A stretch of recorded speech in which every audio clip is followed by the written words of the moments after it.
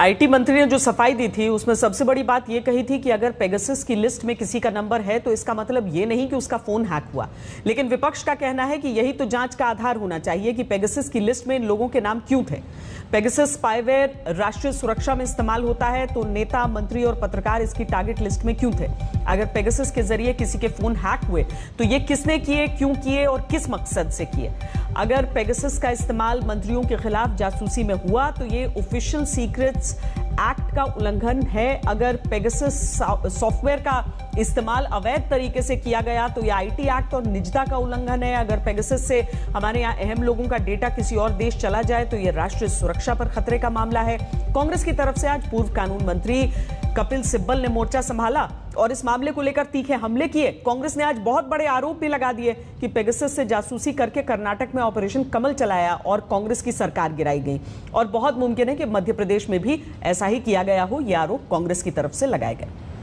गृह मंत्री जी अमित शाह जी ये कहते हैं कि आप इसकी क्रोनोलॉजी समझिए। हम तो क्रोनोलॉजी समझ रहे हैं। मैं तो अमित शाह जी से कहना चाहता हूं कि आप इसकी क्रोनोलॉजी समझिए, क्योंकि ये 2017 और 2019 के बीच में इस्तेमाल हुआ था। सबसे पहले तो इस देश के मंत्री महोदय और देश के गृह मंत्री को बताना चाहिए और ये बताना चाहिए कि हमने कभी इसका इस्तेमाल नहीं किया। ये तो उन्होंने कहा नहीं, इस बात का उन्होंने इनकार नहीं किया। तो अगर इनकार नहीं किया और देश का इस्तेमाल नहीं किया तो किसने इस्तेमाल किया? ये तो बहुत ही बड़ी फिर हमारे सामने एक समस्या खड़ी हो गई कि सरकार ने इस्तेमाल नहीं किया, सरकार की एजेंसी ने इस्तेमाल नहीं किया और एनएसओ टेक्नोलॉजीज कहती है कि वो न किसी को बेचते नहीं है, केवल सरकारों को बेचते हैं, तो किसी प्राइवेट सेक्टर को तो बेच नहीं सकते। तो सच्चाई सामने आनी चाहिए।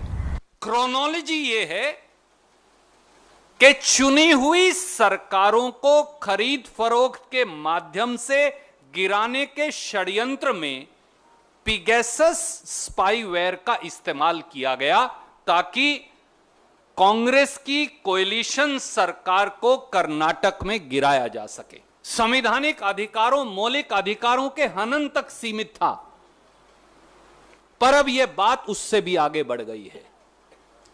जब प्रधानमंत्री और मोदी सरकार प्रजातंत्र की हत्या करें, मैं बहुत गंभीरता से यह बात कह रहा हूं, मोदी सरकार ने चुने हुए जनमत की हत्या की है।